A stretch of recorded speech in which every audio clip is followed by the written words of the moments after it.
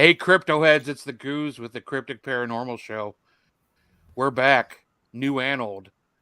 Been plugging this show for quite a while. The last 2 weeks have been crazy, but we're finally here and we're finally doing this thing. But before we get started, Denise, how have you been? No, it's been all of our faults, man. We've all had stuff going on. Yeah. How you been? I know. I like how you spun it around and said we've been plugging the show for a while. Not that like it's been a shit show for the last 2 weeks that we haven't been able to do. Yeah. Big shit. Right. We're just doing some extra long plugging. Yeah. Yeah. Just like to tease people for a couple weeks and then it'll happen. I tried to get on the air, but they wouldn't let me. Well, there's a reason. Brown, you were making fire and calendar picks, right? Yeah. We should do a Heisenberg calendar. Heisenberg, just all Heisenberg? Yeah. Yeah. My merch brain is thinking now. Oh, come on, man. I stood with a friend of mine. She's a female. I told her Bradley was a model for a fireman calendar. Nice. Absolutely. That'd be freaking hilarious. All right, so let's get caught up with each other. Denise, how have you been? Everything okay? I know everything's been like you said, a shit show. Yeah, I don't even know how I've been. My partner at work was on vacation for 11 days, so I was covering his stuff too. So I haven't even had time to think or sleep or anything for 2 weeks. Yeah. I'm good now. Is everything okay? Yeah, good. He came back yesterday. I'm good. I can get back to normal. That's good. As normal as it gets. Yeah, it's been a shit show at work too because we had a guy go out hurt and another guy was on vacation at the same time. So yeah, I've been working a lot of overtime, which I guess came good because it came right at a time when we all got raises. So I made some decent cash, which helped. Nice. But yeah, I'm tired, and this is like the first night I've been home like on time in over 2 weeks. So it's been kind of crazy. And now you're on the air. Right. Yeah. Your wife loves that. Yeah. What's up, Heisenberg? How you been, man? I haven't done shit. Nice. I like it. All right. Well, there you go. He hasn't done shit. Hey, whoever's watching, got Darren chiming in. What's up, brother? He said, "Hey guys, how about the weather? Finally able to go outside." Yeah. Absolutely. Dude, I had the AC on in the van today. It was a little. We have an AC on in our house. But whoever's in. Yeah. Do you? We're not quite there yet. Yeah, I'm not one of those people that are like, let's see how long we can go without using it. There's no point in that. You got that stuff for comfort. You use it when you need it. We're not kidding. Be comfortable. You'll have the heater on by the weekend. Yes. That's fine. Yeah. I live with a bunch of freeze babies, so there's no AC until the humidity reaches a certain level. I got to have like 5 fans going on in the bedroom just to be able to sleep. So, but I can't believe this, guys. 5 years ago, and I don't know how long the show was actually going before I came on as a guest. But you guys invited me on as a year and a half. So Cryptic Paranormal Show has been around 6.5 years. That's first of all crazy. I can't believe it's been 5 years since I interviewed with both of you. You guys asked me to come on the show, and the chemistry was like spot on, and we all got along like we'd been friends for years and years, and it was amazing. Then life happens, and you guys had to leave, and you guys handed the torch over to the show with me, and I've been trying to make it, run and keep going. And you're doing a great job, Bruce. Absolutely. Thanks, man. And it's especially hard with me trying to mess them up every turn. Just keep him away from the technology. So he's done a good Everything job. will be okay. I'll say he's done a good job. Right. Yeah. I mean, I try. Yeah. But yeah, like I said, life happens, and you guys had other things going on, family and all kinds of stuff. And hey, Nancy, Mama Bear, we love you. David, you're killing it. Thank you, sir. But we want to catch up. I wanted to celebrate 5 years ago and meeting you guys for the first time, and I've missed you both tremendously. I've talked to you guys a little bit here and there, but I wanted to catch up. So we'll start with Laura. Where have you been? What have you been doing? Wow. 5 years. Just right. 5 years, and we got a 2 5 hour years show. right now. So I do a lot of private readings, group readings, parties. I lost my mom 2 years ago, lost my cat yesterday, relocated. Oh no. I'm trying to just give you a big rundown of everything. Sold my house, relocated for a job, and then ended up resigning from that job, and I'm working for the county in Cincinnati, well, close to Cincinnati. So doing pretty good. A little lonely just because I've been here about 7 months and haven't really got out to meet anyone new or anything. So, kind of feeling like a little bit of a homebody, but that's okay. I was gonna say that sounds like heaven. Well, it is to a point, but I've been single for 8 years, so getting out. I don't want to go meet anybody. Me either, and I'm like, I need some adult time, I think is what it boils down to. But so that's life. Just living the life, raising my kid and working and enjoying the weather here better than Summit County, Ohio. I hear you. I hear you. We've made it pretty good so far. We didn't have a horrible winter, but it was cold. Yeah, but they don't know. Cincinnati is closer to the equator than we are. Honestly, it's a totally different, and I'm all the way up by the lake, so it's like a different world. I know it's amazing. Going home, even for like Thanksgiving here, we didn't have any snow, and then I drove 4 hours north, and I'm like, oh, I should have brought a winter coat. So it's usually somewhere between 10 and 20 degrees different, but with the winter, that can feel like a big difference. So, yeah. I miss all my friends and family that I was a lot closer to, but it's been kind of nice too. I guess I'm used to it from all the years in the military. So some people couldn't handle to just pick up and relocate their whole life. But I'd like to meet a few grown-ups that are outside of work, maybe to, do a few things with here and there. But at the same time, people are messy. And so there's some peace in it all as well, right? True. Grown-ups are overrated. Totally. Yeah. Right. Life as a grown-up is overrated. Yeah, I agree. We were in such a hurry. When you're a kid, you're in such a hurry to grow up, and then you realize that it's not all it's cracked up to be. You should have been in a hurry. I'm not a fan. Yeah, I would. Or piss it. I'm still not grown up. I may be getting old, but I'm not grown up. That's a typical man thing, but anyway. My 27-year-old I'm very mature for my age. Are you? You guys all think that too, but that's okay. My 27-year-old's always saying that. She's always like, Mom, I should have listened. What I would do to go back to school and not have bills. Right. Not have all this responsibility, as I tried to tell you. And take naps every day. Somebody forces you to take a nap every day. Somebody makes all of your meals for you. You don't have to do dishes. It's amazing. Talk about living in a nursing home. I was like, wait, are we talking about them or us when we come home at 50 and sit on the couch and next thing you know, you're waking up in the middle of the night like, oh shit, I slept the day, I slept the night away. That's my life. I tell you, it seems like I get on the couch to watch I was trying to watch that new Neighborhood Wars last night, and I woke up in the middle of the night at some point. I don't know if I even seen any of the new episode. I don't remember. So it's too funny. I've been trying to watch this documentary on 3 Mile Island, the disaster there, for I'd say probably a week and a half straight, and I get through the first half an hour, 45 minutes, and then I wake up with the credits rolling. I'm like, God damn it.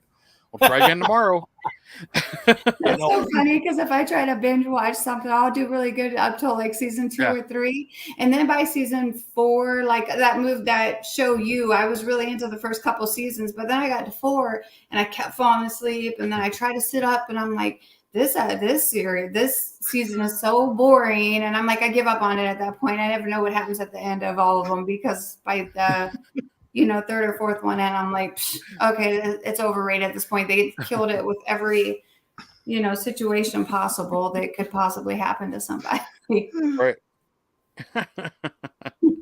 Oh, that's what it's like getting old. Gotta love it. Yeah, somehow it. Yeah, you're good. Okay. No, yeah, you're good. For some reason, you're coming on twice, so like I could pick and choose which one I want because I could. Oh, never mind. Yeah, see, I could have you on twice if I want to. Hey, Steve. I'm sexy like this. Are you Gemini? All right, man. You guys are freaking me out. Right. It's a ghost. I got you guys all in the Matrix, and I'm cloning all of you right now. Right. I'll make sure. How do I look? Hold on. You dumbass! You made a grave mistake cloning me.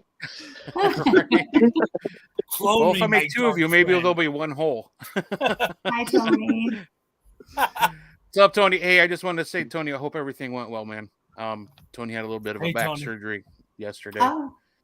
And just wanted to let him know we were thinking about him. Yeah. He's a warrior. He's Uncle Guido. He'll do it. Yeah, I remember him on the old show all the time. I would have never guessed from the last name. We love you, buddy. So let's catch up with Steve, man. I know it's been 5 years. Can you sum that up in the next hour and a half? Oh my gosh. You know what? Honestly, I'm blessed. When I started this show, I was just, I fractured my spine, was in a wheelchair for a while, and got up to a walker, then a cane. I'm about to have my last surgery, 7 in the last 6 years. I'm getting my hip replaced, so I'm excited about that. I'm back in the gym, raising my family, just, my dogs, just reinventing who I am artistically and as a human, I've lost that, and Lord knows what I'm talking about, that I used to be so about me and, forget you, forget her, and I've lost all that. I'm about people, being there for people, listen. So my life is so much better, and good. And I do miss the show, man. It was best thing I think I've ever thought of, and got it on the roll. And then you took it over, Goose. And I'll tell you what, I did go through one co-host before Laura, and it just wasn't a match. Mm-hmm. But when Laura and I met up, and I invited her on, and interviewed her, she was an instant. Oh my gosh, I gotta have her. And we butted heads. I'm just kidding. What'd you say, Laura? Sorry. That's what most men say, but I'm just but we did. Laura, how many times we butt heads? Several, because several. I was big-headed. Yes, I was gonna leave that to you to say. No, not you, Steve. Come on. No, I'm the man of the show. You're gonna listen to the man. You know what? Not me. I take those times back right now. If I can go back in right now, I'm thankful where I'm at now. I'm really happy. But I wish I can go back then to the way I am now. And Laura, I did get rid of all that stuff you told me. Did you? I feel like there's still something in the house, though. Did you start to tell me that somebody was collecting something else or something? There's something else in the house that doesn't need to be there still. I know, and I can't figure it out. I feel like it's a statue of sorts. I almost feel like it's a male statue. So I don't know if that helps at all. Does you guys have? I got a female statue of Lilith. No, it's a male. I feel like it's male. You'll have to one of these days you'll have to get on FaceTime with me and like scan the stuff. I feel like that's fine. We can do that, of course. Yeah, I feel like it's something male. A male. I feel like it's like a figurine of some sort. I have a big St. Michael figurine I just picked up. This is not religious. Steve, you don't have to hide your G.I. Joes from everybody and your action figures. We know that you have them. We're actually Ken Barbie. That's undercover for Barbie. They're Ken, Bradley. Ken, right. And I keep them unclothed. So it's so with his little tan lines and baby bump. So he's telling me that, you guys, just to catch you up, because it's so funny. I mean, I came to be really good friends with his wife as well. And so going to their house several times for cookouts and different things. And as soon as I hit their house, I could just feel this negative energy. And I don't want to speak on more than what Steve's comfortable with, but there were some issues with his teenage son at the time, and him and his wife going through something, not marital necessarily, but just some, medical type stuff. And I kept telling him immediately, because he took me to this room where he was collecting this haunted stuff. I had my own haunted museum before Zach. I was like, dude, get this shit out of your house, because this right here, and he just finally did it like 2 weeks ago. Like, this was 5 years ago. He's wondering why he keeps having all this stuff. Well, I got to hold you. I told you, I got this shadow all over me. You got what? I got a hold of you a few weeks ago, about 2 months ago, telling you I had this shadow all over me. Yeah. Yes. Well, listen. Yes. Quit having an interest in that dark stuff. Energy out is energy in, and you're allowing. I feel like you're kind of a sponge for that stuff. And when you're having all those things going on and is affecting your whole family, like that should be a real eye opener for anybody experiencing those things, that it's time to cleanse, right? And it's time to, it's so funny. People don't realize the way things that they do on a daily basis affect their energy and their surroundings, right? So like, I gave up news several years ago. I don't watch the news because it's nothing but death and murder and crime and even social media. Like, I had a friend that was married for 9 months and I didn't know it. He was my friend, but even if I'm on social media every day, I'm doing my own thing, looking at animal videos or whatever. Like, I don't get people's drama and negativity, because it takes me out of my center, right? So, especially for people's mental health today, it's okay to shut certain things out of your life and step back from it, because what are you gathering from all this shootings every day and murders? And it's just putting you in a bad place. So yeah, I say it all the time. The comments section on any social media is the worst. Horrendous. I can't. It's too much for my heart to handle. Everybody is so hateful and mean and just constant attacks at each other. Like, I can't handle it. And I'm going to be honest, there's a lot of people, sorry if you're friends with me on Facebook, there's a lot of people that I snooze regularly. And then once they start popping up again, I snooze them again, because I don't necessarily want them to be completely removed from my life, but I also don't want to be exposed to their negativity all the time. Yeah. I know you did it. I knew you blocked me. You don't even post anything. She did.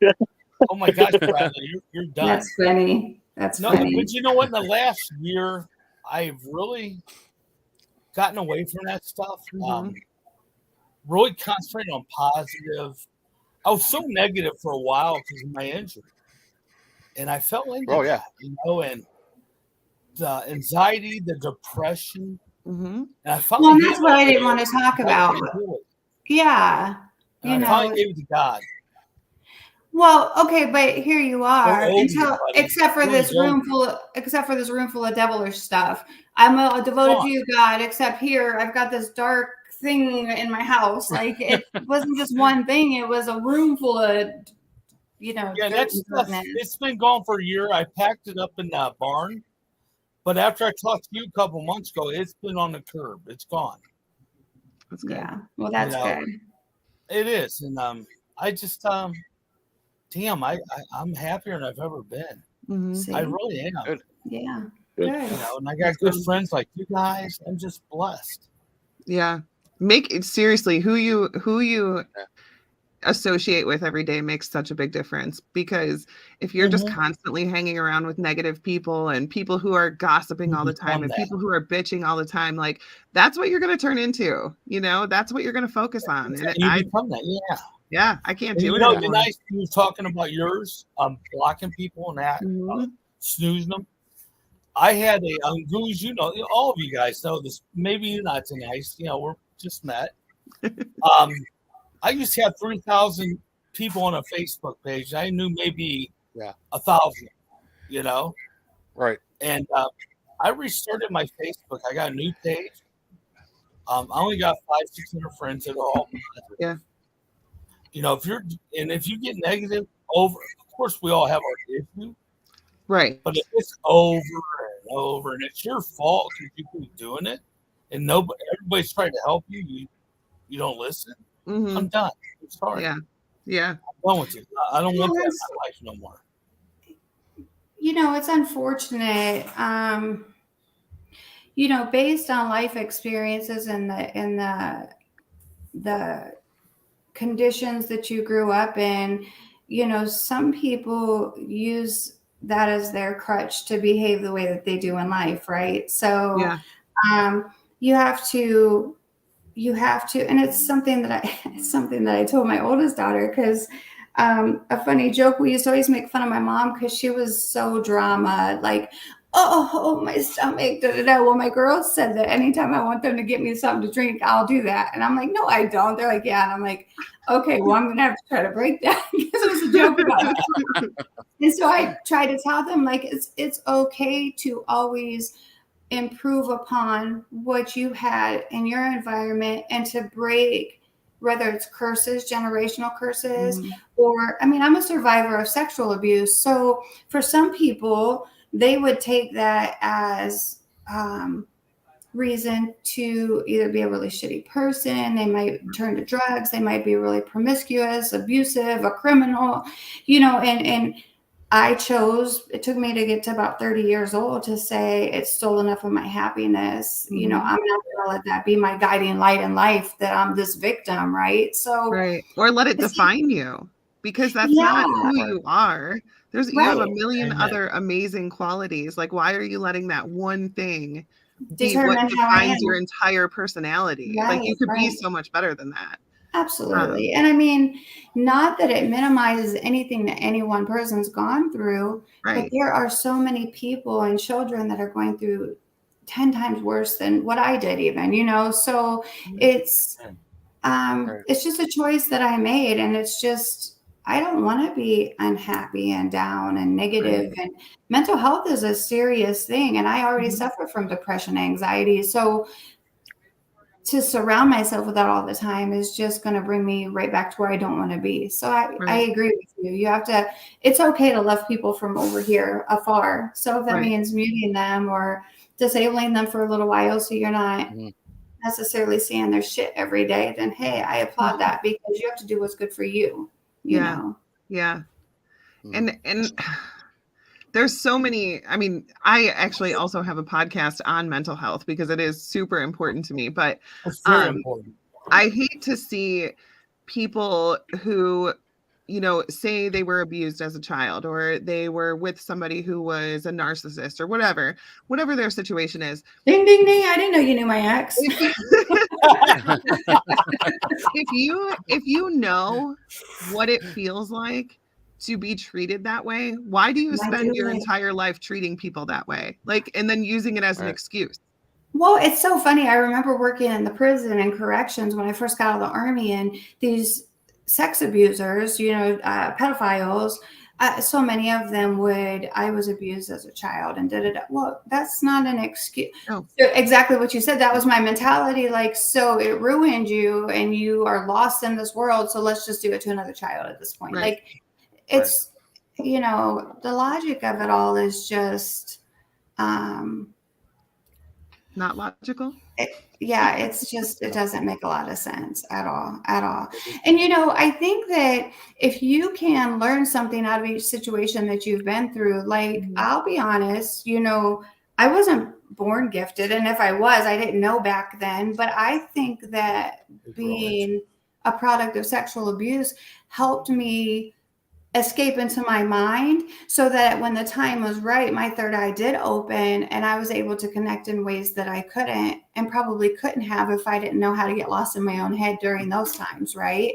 So not that I would wish it to ever happen to me, but I feel like it's all about perspective and how you place those events and what you could take out of them to grow from them. Right. And you've helped so many people with your gift, Laura. You really have. Thanks.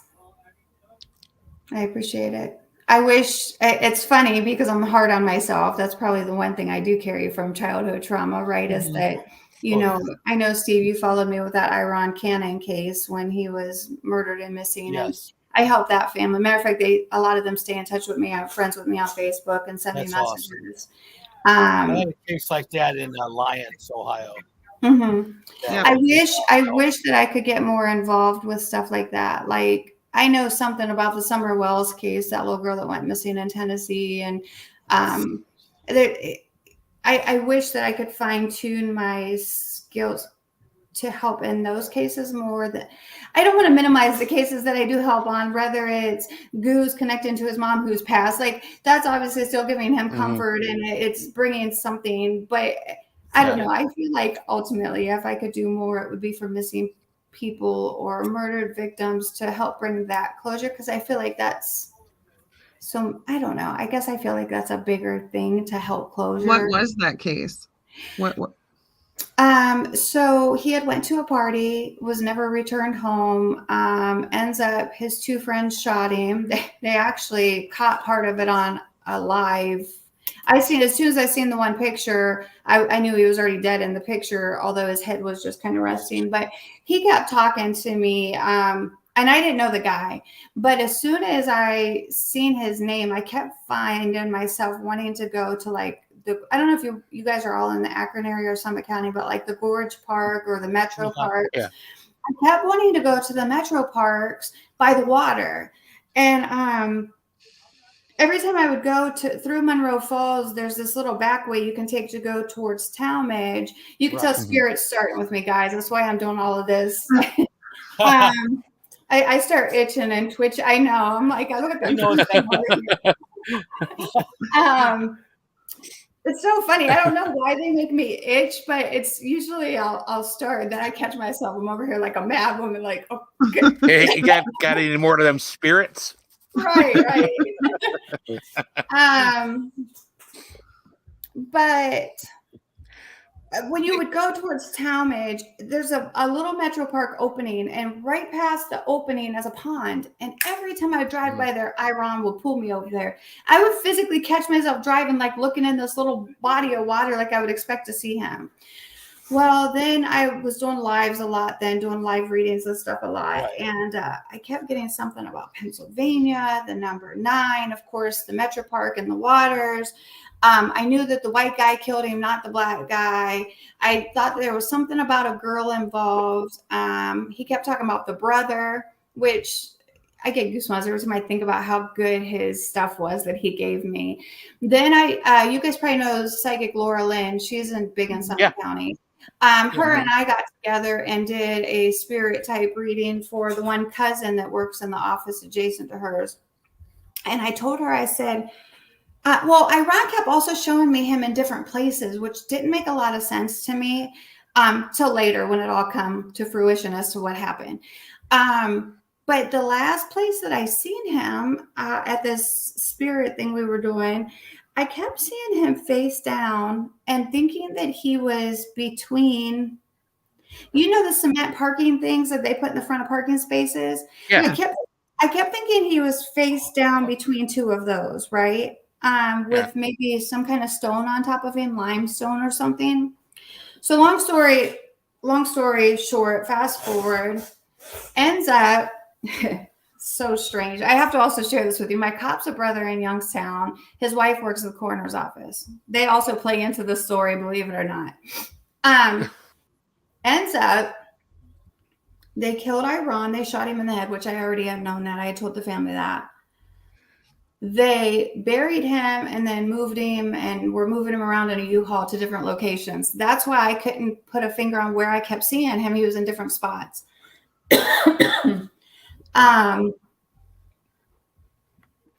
Ultimately, I kept getting the number 9. I'm not sure if I said that. PA and the number 9 kept coming to me. The brother was one of the first things that came out right away. The brother to the murderer committed suicide that December. Iran was killed in October. The brother committed suicide. The brother actually comes around threefold, though. It's really strange. Well, you guys know about spiritual piggybacking, so it is strange, but it's not, right? Mm-hmm. Then Iran's brother, who I didn't know was his brother at the time, ended up committing suicide. Well, to me, it looked like a suicide because it was a drug overdose. I think he was trying to forewarn me about his brother was going to die. And so he kept saying the brother. And of course, so when it happened with Maine, his mom was crazy. And I'm like, I keep seeing this as a suicide. You know, he had a lot of life challenges because I guess he was bisexual, and she didn't want to believe it. And I said, well, then she came forward and said, well, he did try to commit suicide before and was revived and da. So long story short, so there was that. Then lo and behold, the brother comes into play again because the one guy, Tyrone Powell, that was on the run with the murdering of him, his brother helped dispose of Iron's body. So the brother came in 3 places. However, they ended up ultimately deciding to cut Iron up into pieces and put him in 5-gallon buckets. That ended up being 9 buckets. Yeah, I remember that. Oh my gosh. He was covered in cement, which is why I kept getting him face down with that cement with something on top of him. Mm-hmm. He was found in the state park in the water. And the PA came into place because as I go to my brother's house, this is where he was at. What's the name of that damn state park? Is it? I keep wanting to say Meyer, and that's not it. When you're going up 76 East towards Youngstown, there's a state park that you can, all the lake is right there. You can fish and all that. Meander? Not Meander. Milton? No, Milton, Lake Milton.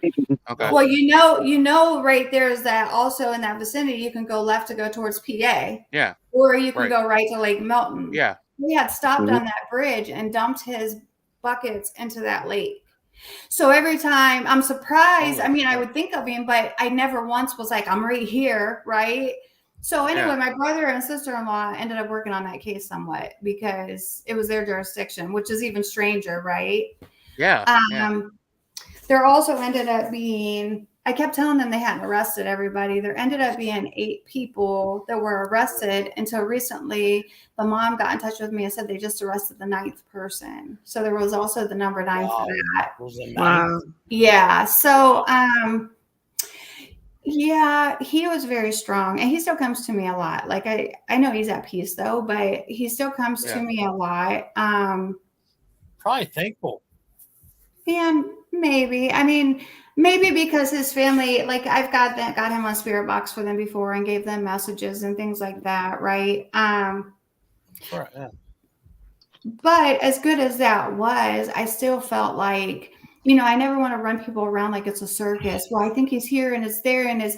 I mean, everything he gave me was right, but like I need names. Like, give me the which state park. You know, I thought it was a metro park in the water. It was a state park, but I mean, everything he gave me was really right on. It's all I needed for him to do is be like, stop the car. I'm under the bridge. You know, when I'm driving that way. That's a big bridge. Yeah. You're talking about when you're almost going into 80, right? You're heading to 80 into Pennsylvania from 76. Yeah, you're crossing over the water right on that bridge, and then you can go 80 to PA or right to go into more to like the state park area. Yeah, that's where he was at, was in that bridge, dumped under there. Well, kind of under there, but yeah. They stopped on the bridge and put the buckets in there. It's so strange. I think about this guy constantly. I mean, I cannot see a bucket on the side of the road without, oh my gosh, is there a body part or Iron? And you know, I'll be at Lowe's and see the buckets and be like, oh, Iron. And that like it is mind boggling. Like, oh my gosh, like they put this guy into these buckets. Like that's just right. I know for a fact it's not the guy's first murder. There's no way that you elevated to that kind of murder. You don't start that way, no. And there's so many people to go along with it. And like not one person was like, maybe we shouldn't do this. Maybe I should go to the cops. Nothing. Well, you know, there's even another tie to that. The one girl that was involved, her name is Autumn Knight. She was friends with my oldest daughter in middle school. And I kept telling my daughter, I'm like, this girl is trouble. I tried to give her guidance a few times because she had really, really big breasts. But like to be in middle school and always have your cleavage out. And she found her self-worth in her boobs, right? Mm-hmm. And so she was part of it, just dating one of the guys and helped. And actually, it was her parents, like pole building, whatever you call those. Yeah. They cut him up in. Yeah. Wow. I told her, I said, so just imagine that could have been you, wrong place, wrong time. You just are there and now you're an accessory, or they talk you into it and you're scared to go against them because of whatever, right? So because you just watch them kill somebody. I mean, I guess I would be scared too. Well, just to bury him and then keep digging him back up like that within itself, like a normal person. Yeah. That's not normal, right? No, that's not normal, man. Oh my. It's almost like an occult type deal, or like, that's disgusting. Do that, hide it, and the reason is they thought that they were outsmarting the detectives on the case. Yeah, and so that's why they ended up renting a U-Haul and moving him around in the U-Haul, so they didn't have evidence in the cars. And it's nuts to me. I don't know. I can't put my mind around it. Like I could not do that to another person. Well, the reality of it is too, is that I know for a fact that they still don't know the real reason that he was killed. They're lying and saying that he accidentally shot him because when they did the live, they had a gun. They didn't accidentally shoot this dude in the back of his head. Like the gun was in front of him on the camera and stuff. And then all of a sudden, poof. I think that Iran knew something he wasn't supposed to know, and he wanted to make sure that he could never tell it. That's my belief. Actually, don't shoot him, then cut him in pieces and throw him in barrels. That sounds like mob life, right? Yeah, that's just nuts. Yeah. So anyway, if there's anybody watching that ever needs any help, reach out. I'll do the best that I can do. Ultimately, she's the best. I wouldn't say the best, but I mean, I'm definitely giving some gifts for a reason. I believe there's people out there that are a lot stronger than I am, but So anyway, I didn't mean to take up half the show with that story. No, that's fine. That's what we're here for. Good story. Oh my gosh! Right. I'm eating popcorn. Listen. So what about this girl? I'm like, it's over. You said you know something about the missing girl. Oh, so Summer. Her name is Summer Wells. You guys have, I'm sure, seen the story because the parents were like on Dr. Phil. She had their kids and they claim that they took her swimming. There's a Summer Wells like Facebook groups and all these people are on there, negative Nellies, right? With all these stories about was she dead in this last picture in the car and mom did it. And no, I believe wholeheartedly that the guy that took her has something to do with dad. I don't know that dad set it up, but either he knew dad, dad owed him something, he was a friend of dad, dad set it up. I do believe dad was doing inappropriate things with her. But mom is claiming, I don't think mom had anything to do with it, but I think she knows more than she's letting on, obviously. She's claiming that she went next door to talk to her mom, came back 5 minutes later, and Summer was gone from her bedroom, and they just never could find her. Well, they think the theory has been that she went down this little hill to this road and then took off in the car with whoever took her. And I know that's not what happened because I've never even seen the outlay of this place until after I seen what she showed me. And at the time, I didn't know what to make of it, but I kept seeing her. She knows the guy that took her. So I think she went with him willingly. There was some familiarity there. She kept showing me her, though, going down that hill to the road and then crossing over, going back up another hill that's all wooded and stuff. And they had her in some kind of like little outhouse or shed or hunter's little spot or something. I don't believe she's alive anymore. She talks to me all the time on the spirit box. I can call for her and she'll answer me. She kept showing me initially, she was walking in a winter coat. And you know how like you'll balance yourself like on a log and you kind of, she was following behind this guy in his coat and she was in the winter coat and it was snow on the ground. So I thought one of two things, either she had been there in the winter before or she, hey Corinne. Hey Corinne. Or she was going to be found in the winter. Well, she wasn't found. So I think that it was a place she has been before in the winter with this and this path before. I don't think she's ever going to be found. I think that she's buried somewhere in the woods where they're not going to find her. And I tend to think that she was suffocated of sorts. I don't know if they like strangled her, put something over. I don't feel like she was like tortured and raped and all this stuff, but I don't think she's going to be found. I think that she was killed. And it's funny because after I got all that, I watched that Dr. Phil show because it came out and something came up about, and I don't want to say the name because God forbid I don't want to happen to me. Something about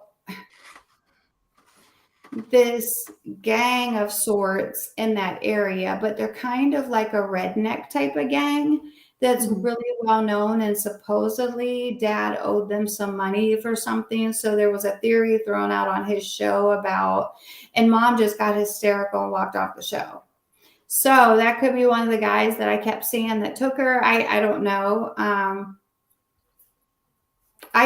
I feel like it was more of a statement though, not like they wanted her to hurt her necessarily or rape her or anything.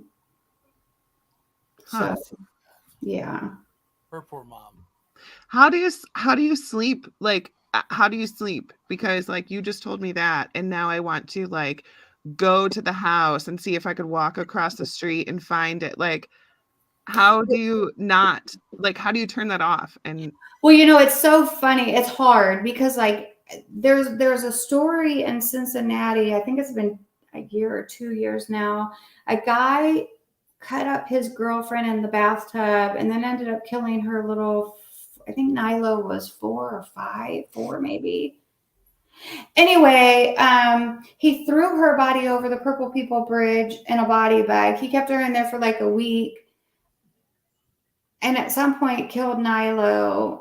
He was going on lives and using the girl's phone and all this and that. Well, anyway, the dad watched a lot of my lives because somebody else tried to get me onto that case. Well, I knew immediately, like they think Nilo was put in the water. I don't believe he was, because even now, like if I talk about him and see him, he's standing behind the river, like looking at people looking for him in the water, which tells me he's not in the water, right? Mm-hmm. So, but the very first thing I seen with that was green dumpsters. I felt that he was in a box of sorts, like a microwave box or a microwave or something. I think he was actually placed in the trash, though, behind the residence and then put into the landfill. Well, come to find out, the dumpsters are green. They did find some bloody stuff in the trash cans.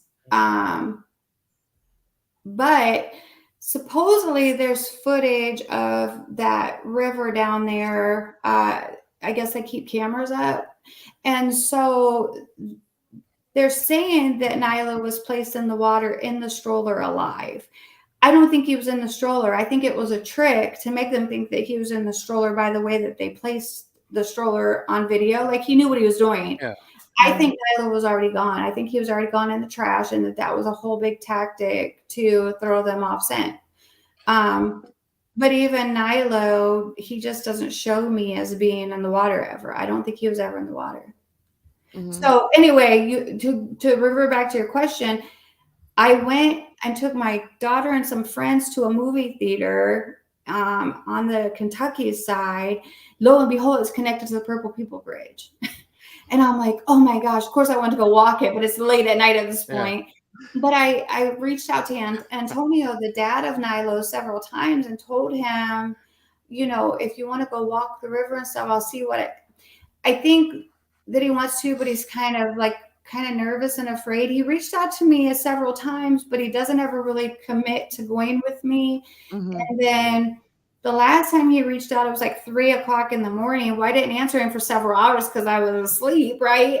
And then he got really weird and was like, sorry, I didn't mean to bother you. And so I reached out and was like, no, it's just it was middle of the night. I was sleeping. And then he's looked at the messages, but he's kind of really introverted. So I don't know. Maybe he's kind of afraid of the truth. Maybe he's afraid that. Yeah, because what's he going to do if you're walking and then you lead him to the body? You know what I mean? Like, yeah, I wouldn't want to see that. Like, yeah, I would want answers, but I wouldn't want to be the one that finds them. Oh, you know?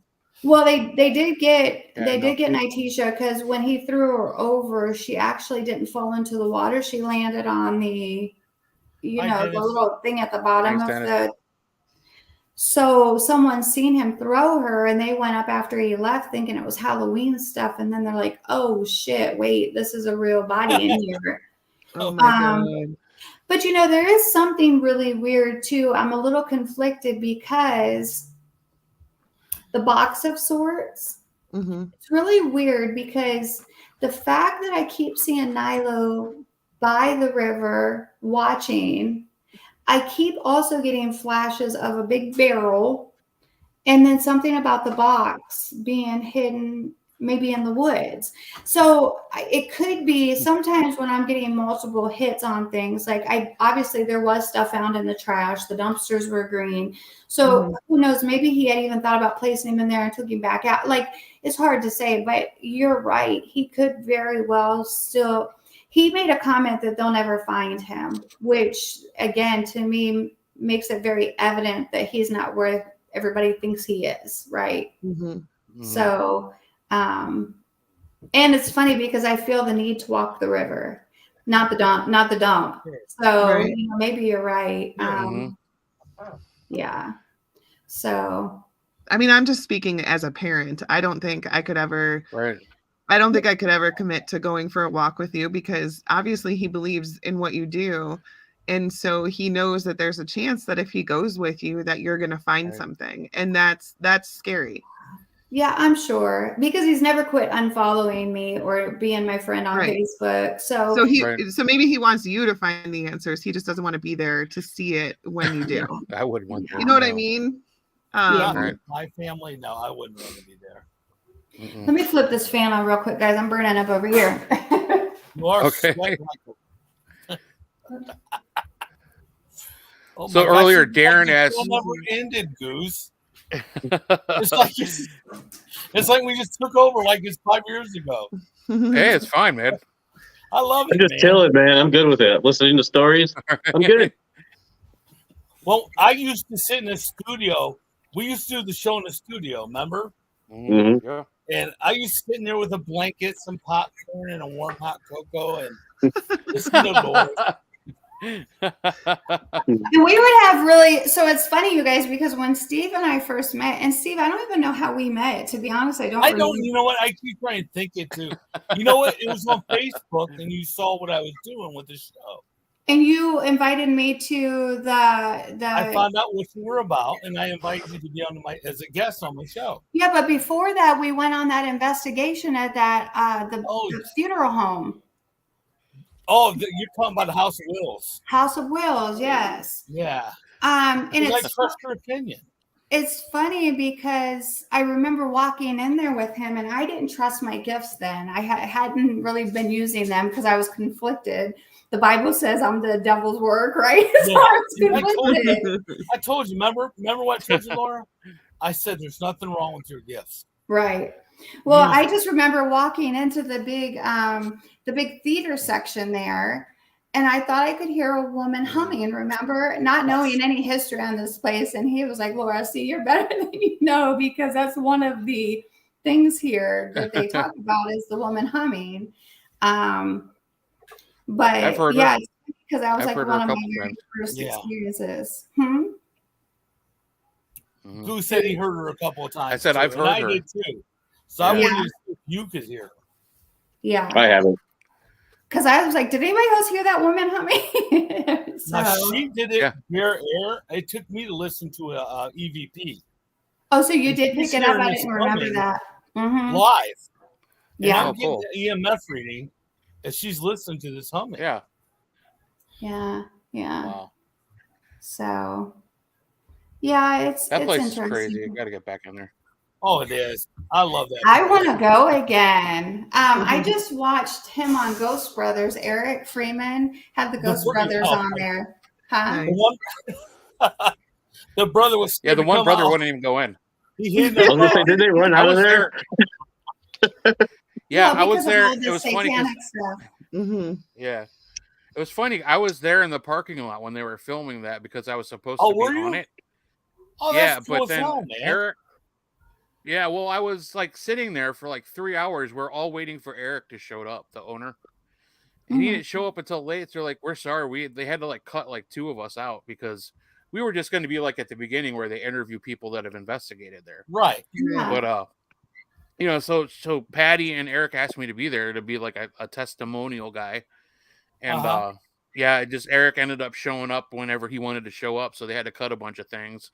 But I was there long enough talking to Patty. They had started filming, and I saw that dude like run out and like get in the car, and like everybody else is like, "What are you doing?" He's like, "I ain't doing this shit." He's like, "I ain't going back in there." Because of the satanic. He knew that he was the house of Satan and didn't want anything to do with that. Yeah. Right. He ended up going back in, like finally, like towards the end of the night. Yeah, but I didn't see that. Obviously, I was already going home, and I was like kind of pissed off that I wasted like a half day at work. You know, I just an unpaid half day at work, and you didn't get your 15 minutes of fame, right? Right, exactly. Yeah, that he did go back in and on the show. Do any justice to the House of Wills. No, that's funny. It was funny because we met him at Parapsychon last year. Like we went up just to say hi and get our pictures with them, with the Ghost Brothers. And when we were posing to say, you know, just posing for the picture, I'm like, everybody say House of Wills, and the one dude's like, I'm out. The short guy, right? The short, funny one. Yeah. He's like, nope. Well, his dad's a preacher, right? No, that's Day One. Is that his name? Day One. I get their names messed up. There's Jalen and the barber's dad was too. Oh, I see. And that's why he said he wouldn't be in there because of his dad. Yeah. Maybe I'm wrong. No, you could be right. I just know the super tall one, the super handsome one. I wish I could meet that guy. I'd be like, hey. Raymond is a good-looking guy. I admit it. No homo. They're already go check out Parapsychon in May. They'll be there again.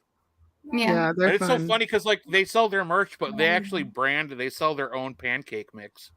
It's really? Yeah. Are they ghost shaped? They got hats and T-shirts. Is it? What's that? Is that Cousin T's pancake mix? No, it's called the Ghost Brothers. Well, I can't remember what it's called.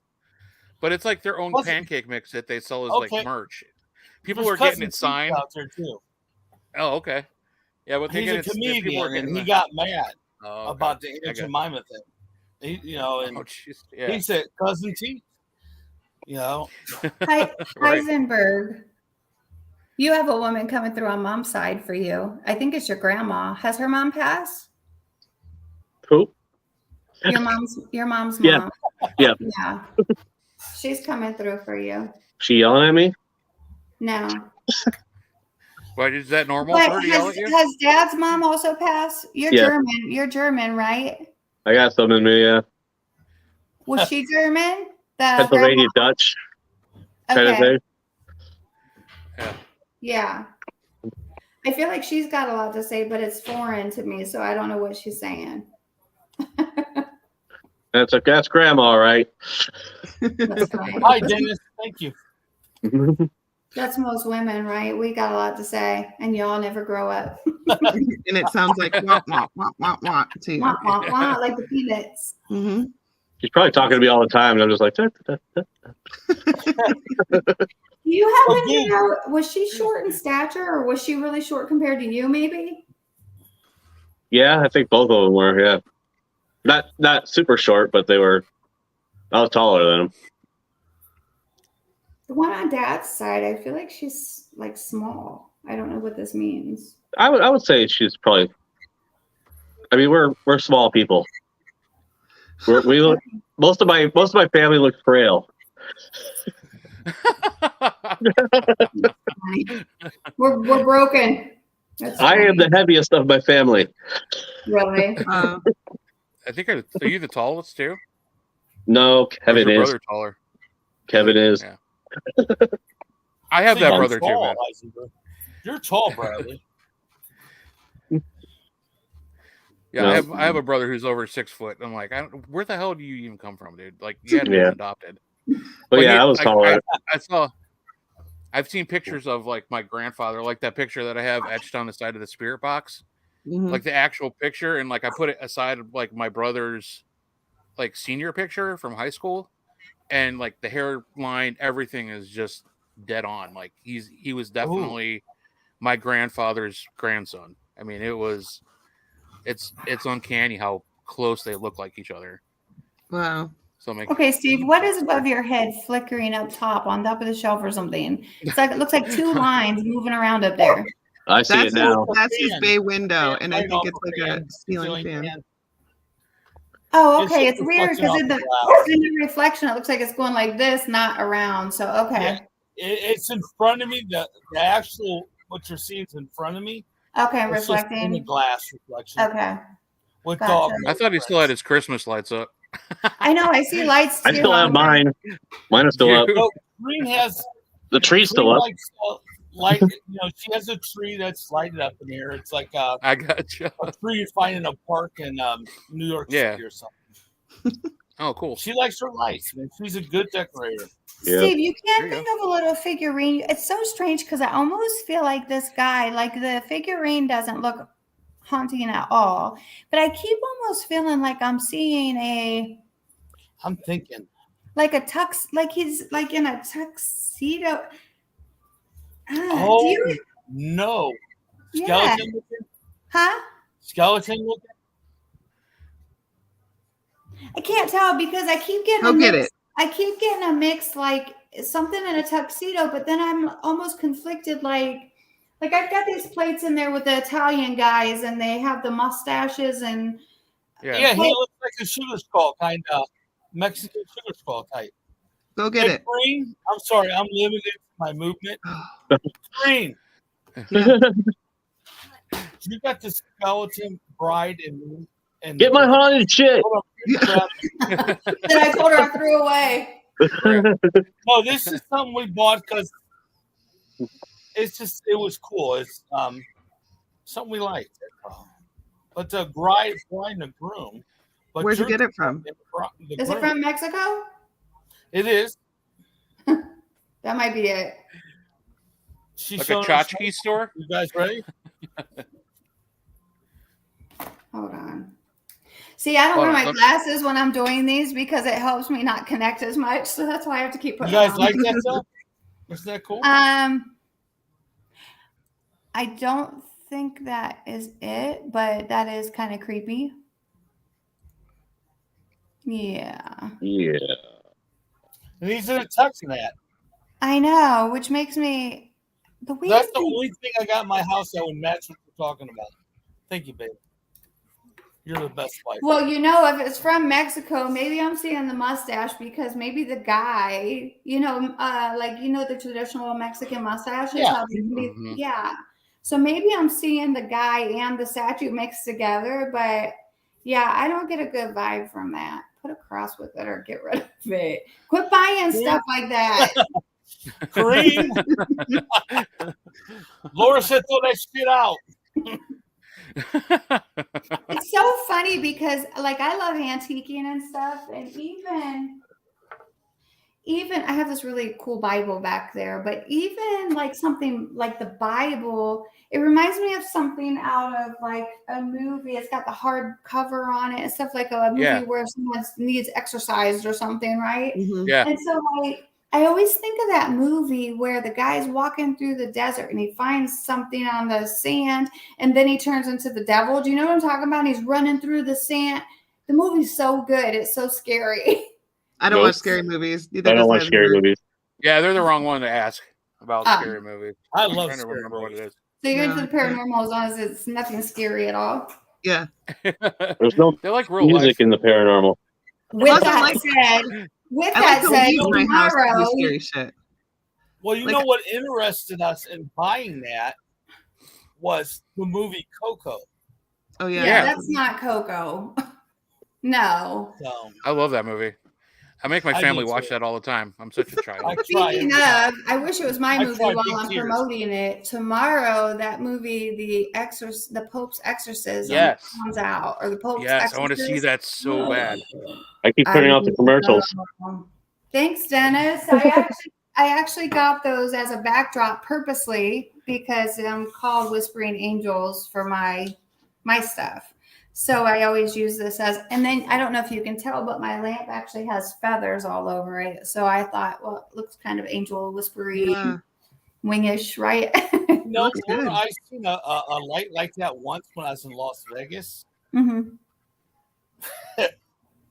Do I want to ask? Get it?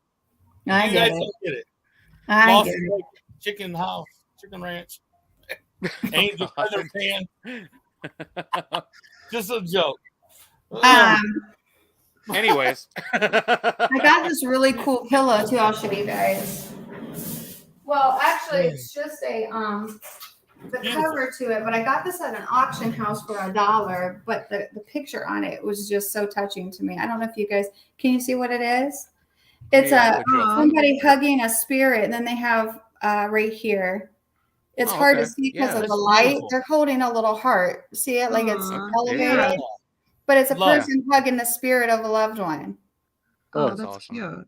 Yeah, so I was like, oh, I have to have this in my backdrop. Yeah, so I think hugging the memory of their loved ones, you know. Oh, I didn't never realize it was on both sides. Yeah, so. I remember that time you made me cry about my dad. Yeah. Oh, because he came through at your house, right? Real strong. Yeah. Something about his hat. I remember it. Something about the hat. I bawled. It was so powerful. Yeah. There's Heisenberg's commercial for I bawled, Pepsi. Man. Like a big baby. I bawled. It happens. I don't know. Yeah. I went to for sale if you would like me to. Susan and I went to a gallery reading, and both of us got called on, and we both were crying within like 2 minutes of the gallery reading starting. Yeah, I'm like, oh, this is awesome. Our friend April Roan we had her on the show. People don't realize that about us paranormal investigators. Yeah. Honestly, man, the feelings we get from it, it's sentimental at times, you know? Mm-hmm. It brings emotions out of us that most things wouldn't, because it's so real. That energy's there. The history of it. And you start looking, wow, this was a human at one time. Right. They had a real life, you know? Right. They had children, or they were they were young and had a mom, you know.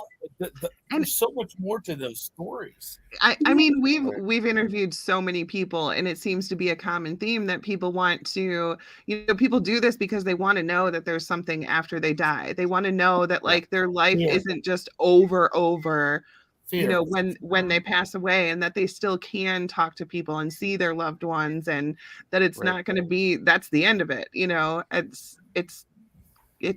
I don't know. It's emotional to get that confirmation. Yeah.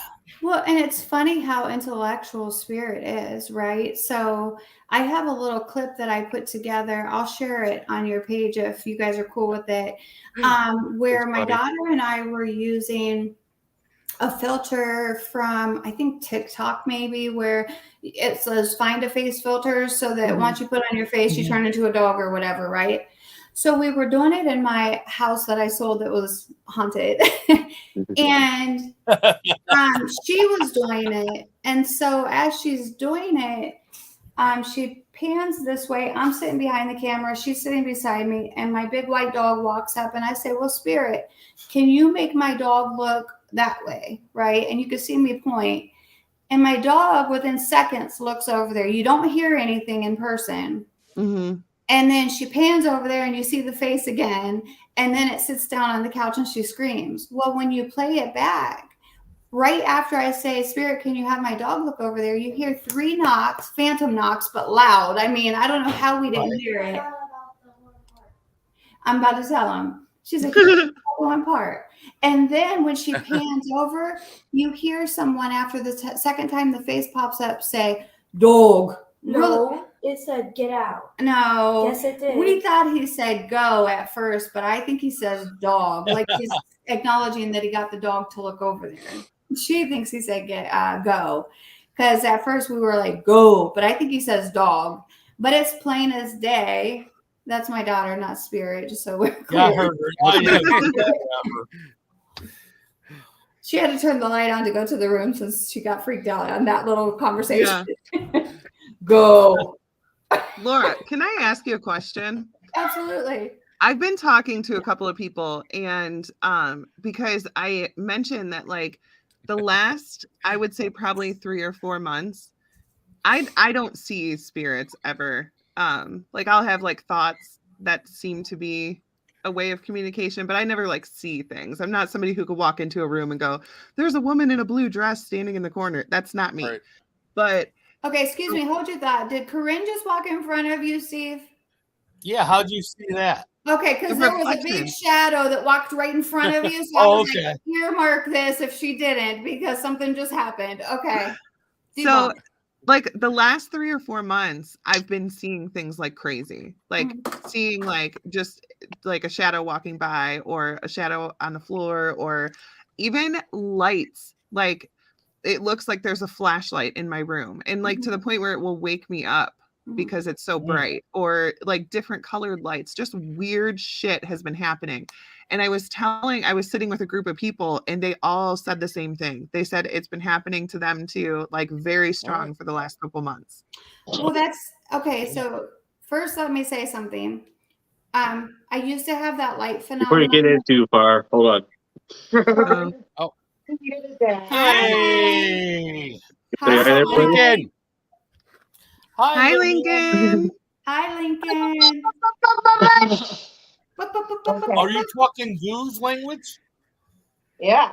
No, he's doing the Russian alphabet. Oh. My goodness. Oh. Yeah. I thought he was doing the Illuminati symbol there for a second. Right? Bradley, is this your son that your wife was pregnant with when we worked on the show? Yeah. Yeah. Is that? Oh my gosh! Oh my gosh! Yeah, I think summoning stuff. God bless you. You say good night to everybody?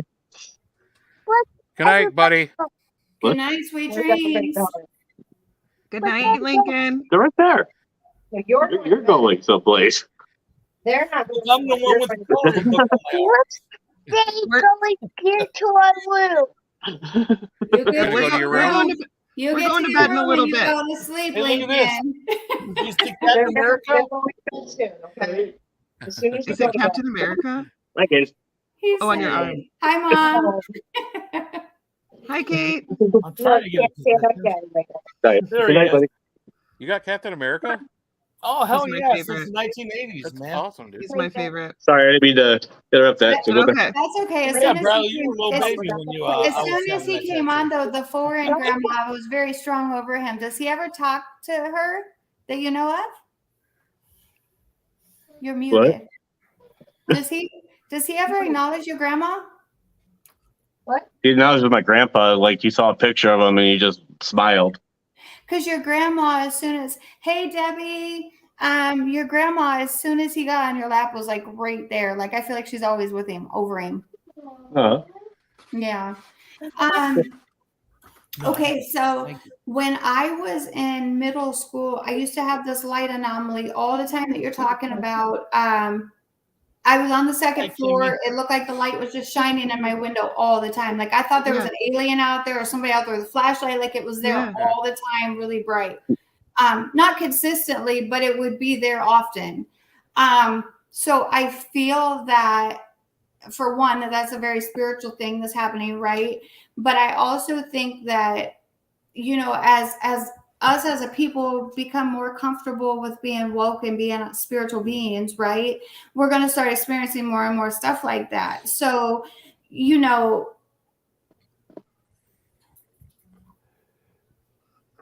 listen, I'm trying to figure out how I can say this so I don't go on a religious rant. Do I believe that there's a God? Of course I do. However, something that I've learned on my spiritual journey is that those things were put into place in Bibles, because I'm going to say all religions, to keep us where man was afraid to go, right? Because man didn't understand the spiritual stuff. That's why we had the witches were killed, and, you know, this was happening and that was happening, because God forbid, if they couldn't explain it, they were afraid of it because they didn't understand it, right? Well, you know, as we continue to evolve and become more ready to be woke and more accepting, we are going to continue to connect more and more with that kind of stuff. Hence why you're seeing the lights. The UFOs are coming about more. You're seeing wild animals befriending people. You're seeing animals befriending another species of animal and being best friends. And it's because we're getting to a spiritual awakening, you know, where we're all collective, right? And so that's not abnormal. What I can tell you, and I felt inclined to say right away, is that you do need to set boundaries verbally that, hey, it's okay to try to contact me or show me that you're here. I don't mind sharing space, but when I go in my room, that's my space, you know, because I feel like the more that you acknowledge, but you don't set boundaries, I think it's going to get bothersome. Right. So you're not crazy. I do. Wow. Well, let's not go crazy here. I do feel that you are. I do feel that you are a bit gifted with a third eye type thing, where you can see things. Because just like what you were describing, I can go down the highway, and it's weird because even with my gifts and knowing, right, I'll be like, I sound like I'm effing crazy, right? Like I'm a nutball because am I really just imagining this? But like, I'll know if someone died in a house. I'll know that there's a body still out in the woods somewhere over there, you know. So that's just part of you waking up and knowing things, right? So I can definitely appreciate that. I feel like I think since COVID, honestly, and I feel like a lot of people are the same way. I think that once I was forced to be inside and to not go to work and to not focus on the millions of things that kept my mind busy all the time, I had so much time for self-reflection. And I can say that I am not the same person that I was like March 12th of 2020. You know, the world shut down on the 13th, and I definitely started on some sort of journey, and it hasn't been pretty, but I definitely feel like I'm a very different person, almost to the point where I feel like I can't even connect to people that I used to, because I long for relationships. Like, I'm going to tell you guys, it's funny because Debbie's on here. She could tell you guys, I literally had a podcasting with them one night, and after we stayed on and I started bawling, I'm like, it's the same type of concept, right? Like, I feel like I can almost appreciate what a bullied child must feel like, not having anybody, but like you feel like an outcast kind of, but you kind of want it and long for it, but then you're like, right? So that's all part of our awakening, I think, right? So like the people that we're supposed to connect to are part of that collective of spiritualist type people as well. And you know, there's truth in so many different aspects of history, whether it be Native American medicinal things, whether it be old ancient Chinese medicine and acupuncture, right? But yet if someone's a very heavy Christian, they might be like, you shouldn't do yoga because you need to trust God for your mobility, right? Like, no, like they've been doing this shit. It works for your body. Like, it's okay to collect. That's why I say collective, because I feel that you're able to pull spiritually. I'm going to tell you something else. I want you to start paying attention now that I tell you this. Animals, especially birds, but animals, wild animals, will present themselves to you. And if you look up the spiritual meaning of it, like I've been seeing ravens a whole lot. And so I've been seeing hawks all the time. Yes. Well, if you look up what the spiritual meaning is, I guarantee you it's going to be right on what's going on in your life at the moment. Like the raven thing was told, I was like, why do I have a flock of ravens? I thought they were going to try to eat my chihuahua. Like I never see them back here. And then for the next like 2 or 3 days, we would see them like 14, 15 on the in a 15-minute span, just like hovering the car, looking right in the windshield. I'm like, yes, I see you, you know. There was like months at a time where every single time I would drive, and it didn't matter what road I was driving on, it wasn't the same spot every time, but every single time I would drive, I would see one, and it was like 9 times out of 10, it was flying up towards the road and then would land on something, whether it was a branch, a wire, whatever. But it was always like flying towards the road so that I would see it, and it was always facing me. And I'm like, this cannot be a coincidence. This is happening so often. I'm gonna I was just listen, pay attention to that. And I'm telling you, make a mental note. And when you get stopped and you can reference it, there you can look it up on your phone. What's the spiritual meaning of XYZ? And you're going to be like, holy shit, this really matches what I'm going through right now. Like they are, listen, the other day, this is, okay, now you talk about weird. I have these two toads. There's a pond a couple, I don't know, like a quarter of a mile down the hill, right? I have these two toads that keep coming up. There's a whole nother house right there. We're all connected, but we're all one story. And they come and sit right here. So I look it up and I'm like, okay, well, this is a good thing. I'm going to take it in. So a couple of nights ago, I go out there and my dog is like, she thinks everything's her baby since she's had puppies. So she's doing something and I get to looking because she snaps back. Not only the two toads there's a big ass crayfish with them that came up to my house. And I'm like, okay, a crayfish took the trip up here with the toads. Oh my God. And I'm like, okay, this is like, so to me, like, that's not coincidental either. Why would a crayfish be taking a hike with two toads up to my door? Like, it means something, right? And I had to look it up because I'm like, what the hell is this thing? Because it was dark out and I shined the light on it, said, and I'm like, what is this? Because I didn't know what a crayfish looked like. I thought it looked like a little lobster with a shell, right? And I'm like, what is all these little, it's ugly brown, muddy color. So I'm like, okay. And then it was gone the next day and I haven't seen it since. So to me, I've never seen a crayfish in my life. What's the chance it took a tour with the toads to my house? Right. So, and that's crazy. Right. Right. Yeah.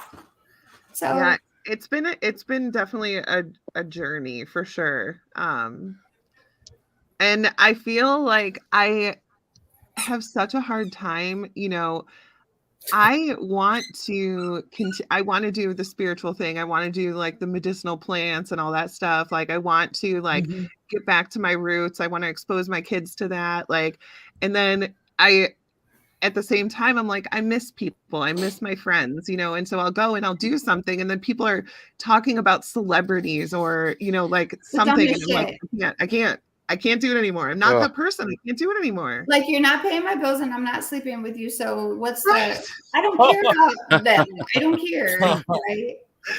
And it's just like, I just want to focus on like being a better person in like every aspect of my life. Amen. And I can't be around people who just want to like drag other people down or just like be negative. Like I got goals to crush. I want to focus on me. I want to focus on making the world a better place. Like I need to be surrounded by people like that. Right. Well, and that's that energy out is the same energy back, right? So I want to say that, you can start that journey with the most basic things and it starts with you, right? Like, it's so funny. Like I'm sitting here in my bare feet. I love, even in the winter, I'm always in my bare feet, like not outside, obviously, right?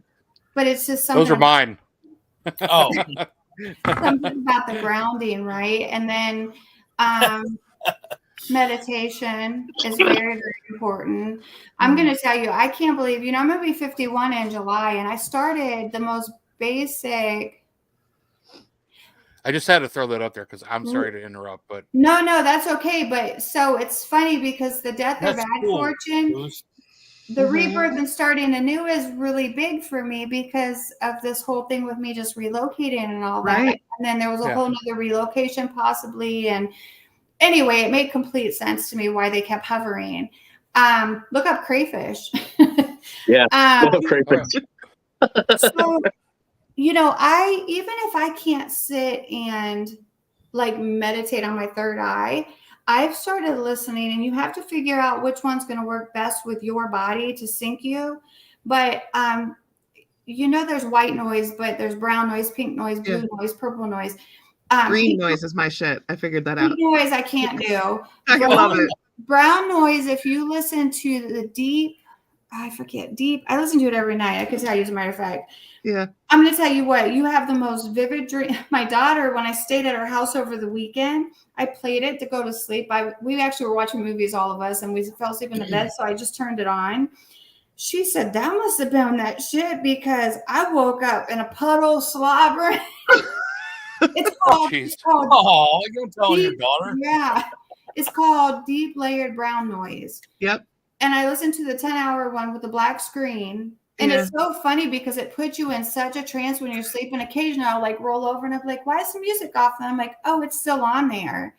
But it puts you to sleep really fast and it just puts you in this state of rest, which is important for our bodies, right?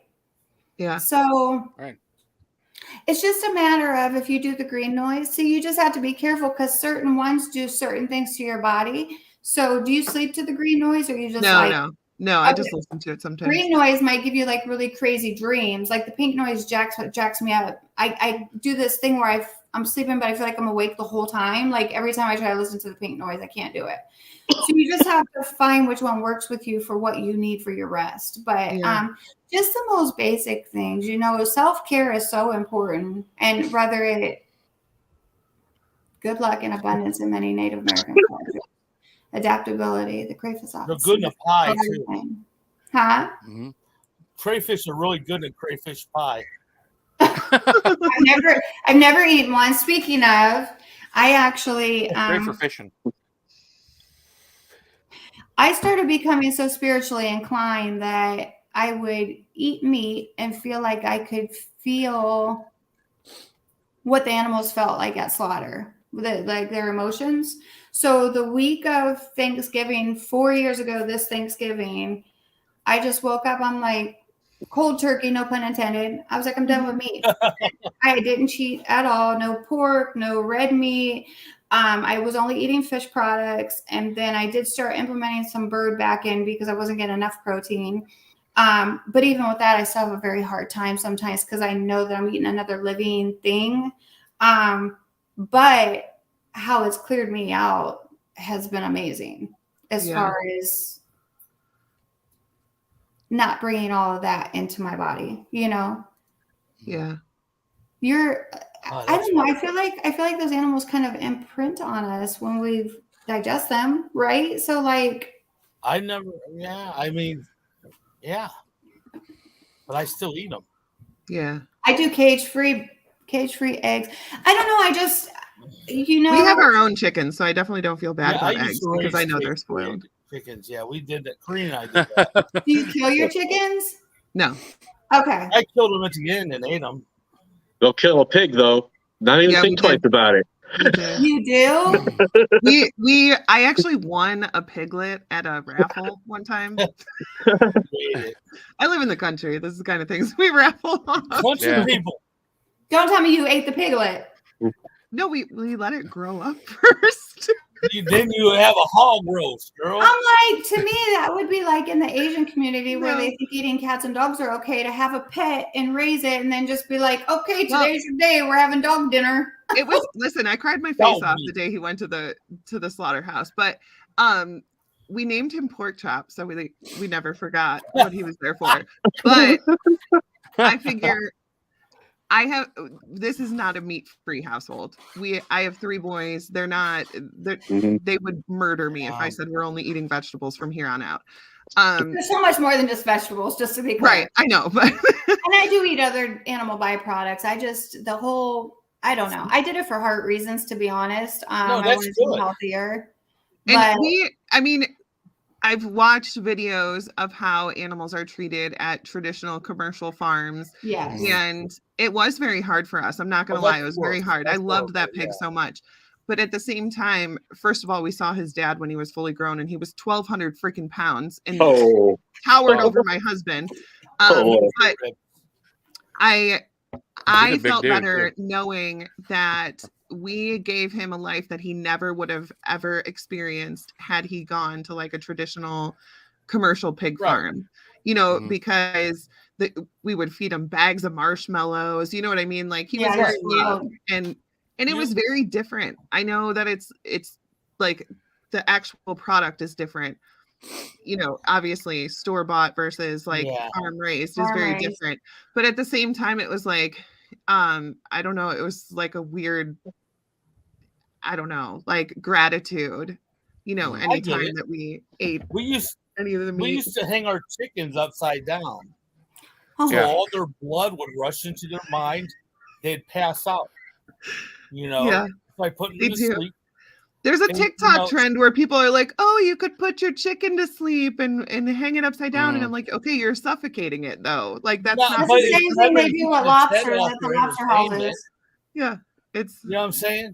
A lot of people. Well, I mean, at least at that point, it doesn't know what's going on. I'm going to tell you that's my biggest problem with, the way the animals are put out. Like it's not, and on a lot of traditional farms, they're mistreated, and I just, it's not like they put one bullet in their head and they're done. It's over with. They sit there and bleed out and they suffer. And that's the part that's disturbing to me, So I think that's honestly why I stopped watching the news too. And why I can't handle stories about parents killing their kids. That's it. God, I can't. Nope.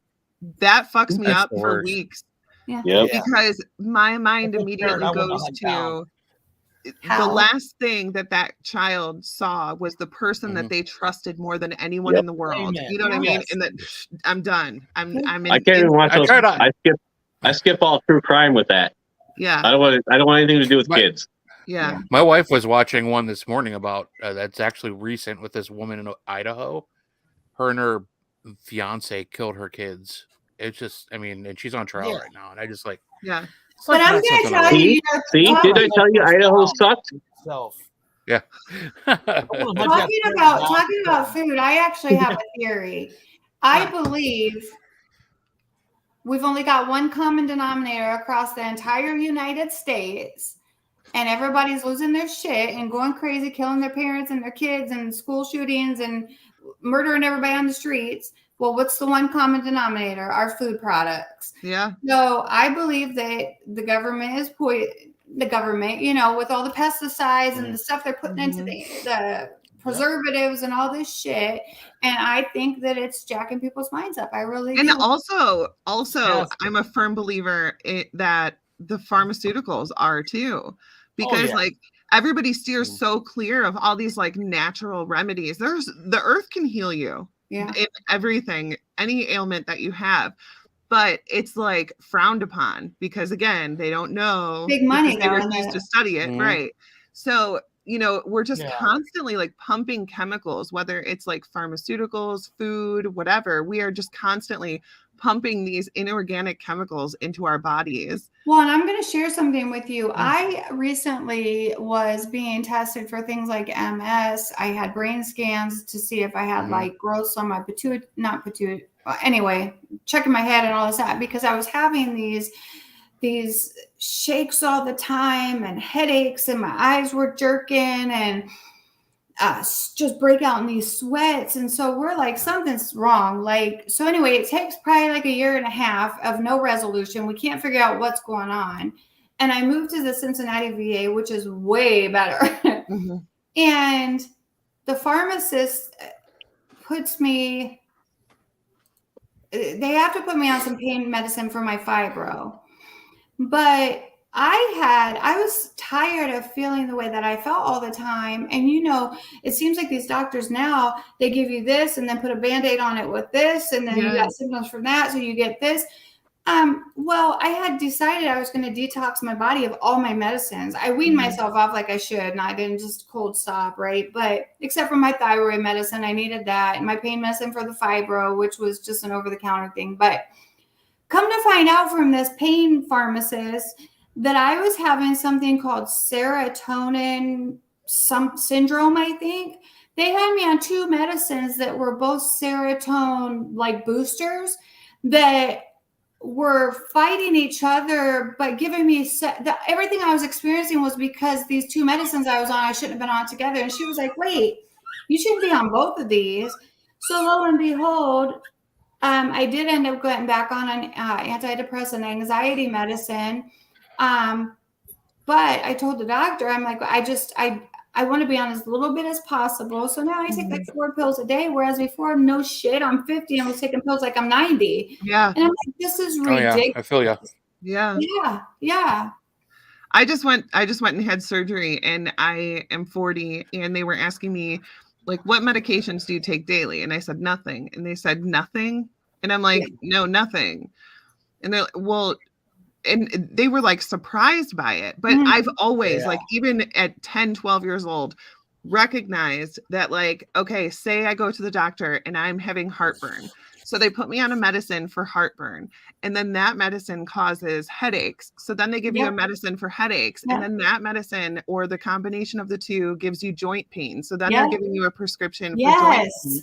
And then it's like constantly like one thing after another. And before you know it, you're 40 years old and you're taking, 10, 12 pills a day. And you feel beat up like you're 75. Right. Yeah. Because of all these and medicines. the pharmaceutical companies are making millions on it. Right. So, hey, Steve, really quickly, I have to say something to you. Uh-huh. Have you had your kidneys checked lately? Yeah, they're fine. All my stuff, I haven't drank in a couple of years. No, not because of drinking. Not because of drinking. I keep hearing something about you with jaundice. So after your next surgery, I just want you to be careful. Watch for signs. Okay. Because they just did my liver and my kidneys. Everything's functioning well. The numbers are good. Are you on any kind of medication that can be harmful to your kidneys? For years, for competing in powerlifting and all that, I destroyed a lot of my internal organs. Okay, well, I just want you to watch. I don't know if they're going to put you on something that I feel like is going to be harmful to you. Just be very aware. Okay. Pay attention. I keep just hearing something about jaundice with you over and over again. I keep looking down at you as I'm trying to talk about her, and I'm like, what is this? But so just I hit the tanning bed every day. Oh, I kind of look. No. Maybe that's what you're seeing. I don't know. I feel like, so just because I'm hearing jaundice doesn't mean you're going to turn yellow, right? It could be that maybe it's just not functioning properly. Maybe something, and you're going to start having urination problems, and it could be jaundice related. I don't know. Just I'll be honest. I don't care who's listening. I do have urination issues. I can't feel from my spinal injury. Sometimes I can't feel till the last second. I gotta go. Okay. Wakes me up a lot through the night. So I want you to just pay attention after this next surgery about if they're going to put you on something that says it could be harmful to your kidneys, to maybe talk to them about something else. You got it. Okay. I'm taking more now. I've gotten all so much medication, taking more supplements and vitamins that are healthier. I've looked into. Nobody's making $1 million on them. Right. You going back to what you were talking about in the medieval days, and that they put people to death because they could cure a disease, right? Mm-hmm. Mm-hmm. And there's stories that whole little towns throughout Europe during the Black Plague were killed, destroyed because Black Plague wasn't in that village. Uh-huh. It's because some elder lady or man, wasn't just a woman, they figure out there's a plant which we know now is called antibiotic, natural, that kept it at, and they were clean. They weren't living in the city, but because they were cleansed, they're in league with the devil. Right. So they killed everybody, women, children, everybody. Right. Yeah. Witchcraft. Yeah. Thank God we've come so much further in our world today, I guess. Have we though? Yeah, somewhat. I mean, things that's on the news now, you don't see no more. I mean, you wouldn't see 20 years ago, Yeah. I think we're starting to become more open and accepting people for who they are. You know what? I really thought that. And this is part of my my spiritual awakening is I really lost my faith in humanity. I'm not going to lie. Watching people wish death on somebody who didn't get a vaccine really changed my mind on how open people were. I mean, it's just a different timeline, different thing. You know what I mean? Like, there's always something that people are going to hate. Most of my life I spent not caring about nobody but myself, my athletic performance, all that. I was so stuck on me. I didn't care less who died. I didn't care. It's about me. Mm-hmm. Coming away from that in the last 8-9 years to where I'm at today, and I see the good majority of people. Unfortunately, the news, like I got away from it like you have. Yeah. They make you think like you walk out, it's a war zone. We're all going to get shot and killed. And, people want to eat you, and it's sad. Yeah. I think too, though, you have to stay very focused on self, because you can only start the change within yourself, right? Amen. So if you exemplify empathy and kindness and love, and you give humanity to others, even when they might not be deserving, you've done enough to possibly change one of those people during the day to want to also pay that forward and start showing those types of things. Right. The problem is that the only time a lot of people want to show humanity is when they think they're going to be a hero and get clout for it, right? Or if it's an emergency situation and they think they can, it jumps in at that moment to do something. But just random acts of kindness, like opening a door for somebody, going into the gas station. Yeah. Not Sometimes engaging. I do that. Hell, but That's I can't tell you. It's crazy the amount of looks. It's crazy the amount of looks and just of astonishment and are you weird or something when I hold a door open for somebody? When you say hi. Yeah. Or I call it, and I call somebody who's probably 20 years younger than me, sir or ma'am, and it's like what? I call manners. I don't know. I like to make them run for the door. Like when they're far away, I'll hold it open. Like, come on, guys. Yeah. Or if it's an automatic door, I'm like, hold on. I always try to compliment somebody too. You're right. And whatever, listen, I might really think deep down that they're butt ass ugly, right? But maybe they have shoes on I like, or a watch, or a ring, or their hair's pretty that day. Find something positive. Yeah, and you compliment it because just saying, "Oh, I really like your dress," or "Hey, you look really sharp," you just never know what you're changing for somebody that day. It's so funny because I actually yesterday. I did a whole talk about this on the show, on my other show, because it's especially for girls. Well, I guess for guys too, but if you are nice to somebody, there's only two options. One, you're fake, or two, you're flirting. And I'm like, there's a third option. It's called just being a decent human being. Nobody understands that, because it is so weird for people to be nice and to compliment people and whatever. If I tell you that you have nice shoes, I'm not being fake about it. I'm not trying to. I'm gonna just tell you something. I don't give a shit if somebody thinks I'm being fake, or it gets on their nerves that I'm being nice. But that's just the energy I'm gonna put out, right? So they're just, again, being negative people and trying to bust your bubbles. Oh, you're being fake. Okay, no, you're being fake. Leave me the hell alone. A lot of people, it's like, what can I do to better the world, right? What can I do? You know what? Simple things. Yeah. Open a door. Yeah. Smile. You don't know what you do to that person's day. Right. Even if they give you a weird look, they might have had some horrible things going on in their mind. And that 1 second of kindness of saying, "Hey, how you doing today?" Yeah. They later think about, wow, somebody actually reached out and cared. Yeah. I don't think we realize how much we can touch people like that. I think for me, it's always been, I did go through a lot of things. I did go through a lot of emotional abuse type situations. And I think for me, I've always tried to live my life. I want to go to sleep every night knowing that I am not the one who caused somebody that sort of pain. Sure. Yeah. I couldn't live with myself if I was the reason that somebody was crying, or I was the reason that somebody had self-doubt or hated themselves or didn't believe in commit suicide that day. That was the final straw for them, right? Yep.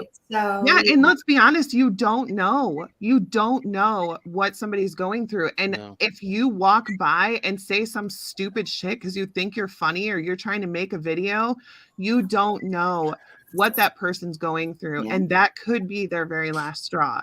Yeah. And people don't ever think about that. Yeah, and I try to now think of that. I don't want to make this guy, not me make him, but because I'm a negative idiot to him, they end up taking their own life. Right. How much do you hate your life at the moment to just walk around and be an a-hole to other people? Like, for what? They're still people. They still have feelings. Right. And I think that social media destroyed that because people don't understand that, because they don't see the person face to face. So they just like, oh, I'm just typing a comment. No, you're not. You're destroying somebody's life. There's a person on the other end of that comment. And there's multiple other people that are reading it that might be in a very similar situation, right? So, people, and that's where social media has become an issue, is that people are so busy trying to prove themselves, and everybody wants to be that person in front of the camera, and how many likes and how many followers and and it's like you forget what life's really about. It's so much more than just the camera, right? Right. Amen. Yeah. I took a vacation to Michigan. I didn't get to go to Florida, so I'm not going to post pictures of Florida. I'm seeing people live these fake lives in social media. I got to tell you guys something super funny. You just reminded me of this call I got today. So I work with veterans only. I work at a Veteran Service Commission, and so we help veterans in a lot of different aspects with everything from emergencies assistance financially to helping with claims, whatever. We do flags for cemeteries, all that stuff. And this guy calls today. Now, this tells you how much people are just goofy. He says, hello. He said, I had a really nice voice. He could have been on the radio. Hello, can you hear me okay? I was like, yes. How can I help you? He says, oh, okay. I just needed to be sure because I'm calling from Tampa Bay, Florida, and it's going there and then coming all the way back to Tampa Bay, Florida. And I'm thinking, okay. So I was like, okay, so how can I help you? So we get on with it. And then he said something, and I said, okay, so you live in Florida now, or are you in Claremont County? And he's like, no, I just thought it'd be really cool to have a Key West phone number. Oh my God. And I'm thinking, I would want to have a Hollywood phone number if I'm going to pick where I want my phone number to be. Like, I don't know, but it made sense why he went back to the very opening statement of, I'm calling from Key West. Like, I don't give a shit where you're going. What do you need? Obviously, Key West is doing that well for you because you need our financial assistance, right? Yeah. So, but it just goes back to everybody tries to be bougie and pretend like they're just like with these abusers. They try to get on there and post all these pictures, and in the background, their house is a pigsty.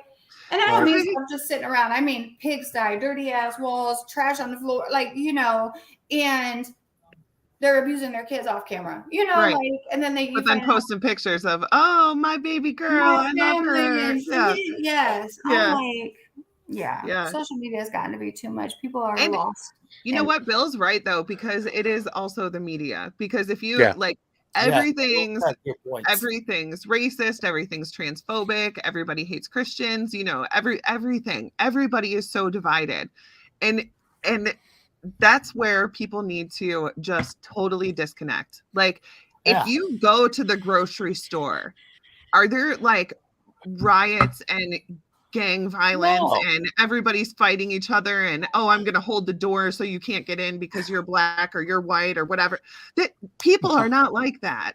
But if you just watch the news, I've got these videos. This guy I talked to for a very short time off of a dating website. He was from Romania. He sent me these 2 clips, and I'll share these on your thing if you're cool with it. But they're both 3-minute segments, and they're actual footage of people that were within the government. And basically they go on to explain how the government will try to make it a communist country by doing X, Y, Z. And they know because they were part of the Communist Party and the tactics that were used, It's everything that we've been experiencing the last several years, the fake racism stuff that's going on, and how all the riots and I don't want to say fake because obviously there are racism issues, right? I shouldn't say fake. That was a really bad choice. No, we knew what you meant. The way that they've tried to spotlight it and turn it like into it's everywhere. Yes. Rampant. Yes. Turn it into whites against blacks. Exaggerated. Yes. Yes. Yes. And so, and it wasn't just that, but everything that they talked about, they're the coolest 3-minute videos. I'm going to post them. If you guys are cool with it, I'll post it on there. You guys are going to be like, wow. And this came from a foreign country guy who he was like, let me educate you. He said, because I seen this in Romania growing up, and this is exactly what the U.S. is doing right now. Yeah. And I was like, wow. And a good point for me is with Goose. Goose and I have, with religious views, quite a good difference in views. But him and I respect the hell out of each other on our view. And most people do. I don't, because the way Goose, you're wrong. No, I respect Goose. And he's always done that with me. And I think that's the majority of people. Right. It really is. Of course, you're going to get these pious people or people just don't have confidence in themselves, self-esteem. Yeah.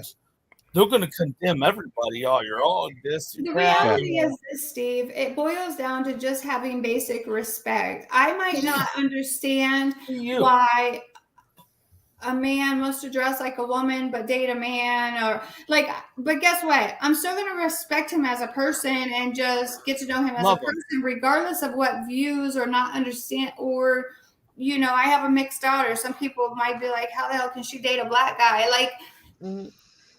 The reality of it is it's nobody else's business. All that we need to do is get through the day with common decency and respect to the rest of the human beings on earth, period. Right? Lord, you and I both went to East High School.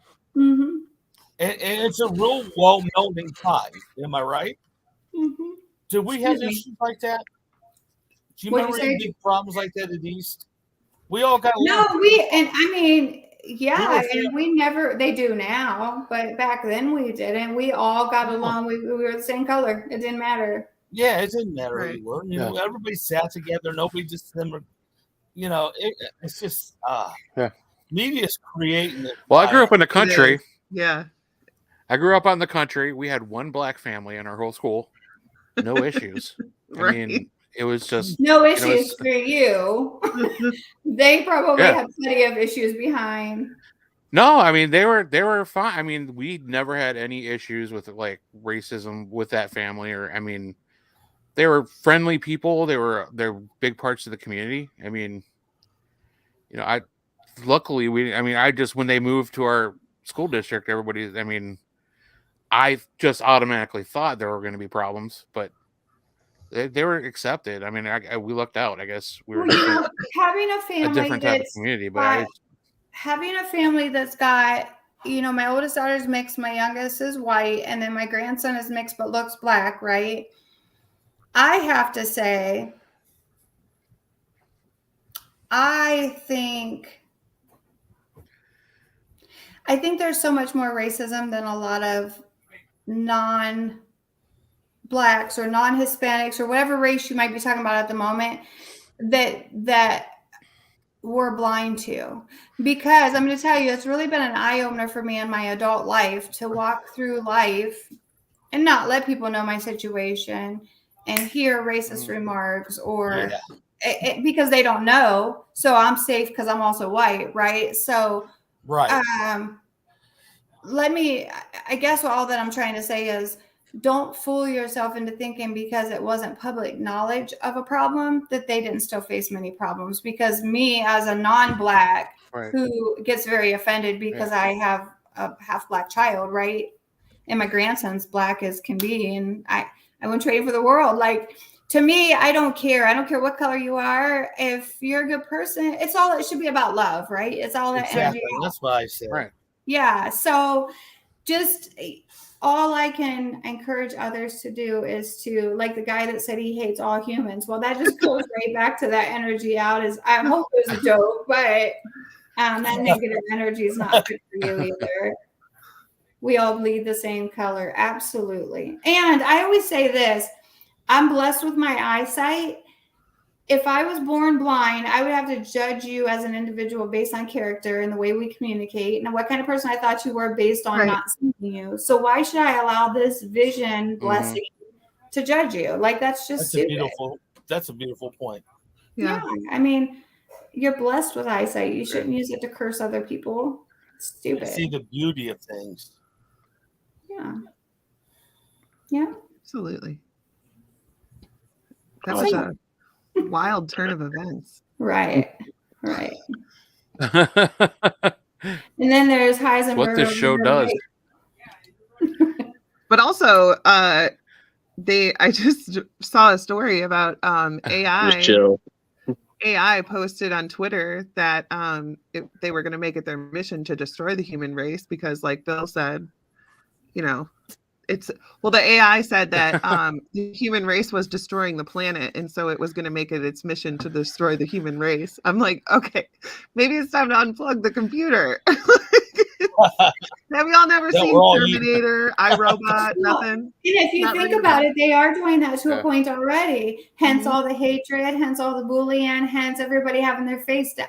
Do you ever walk through a store? Like, I'm a single woman. I'll be like, and I can't even get them to look up from their phone. I want to be like, oh, excuse me. Oh, right. I might be your future wife. Like, could you look up for a minute? Right? Yeah. Like, people are so engaged that within itself is ruining life. I mean, you're missing everything. Even families in a restaurant, they're all on their phone.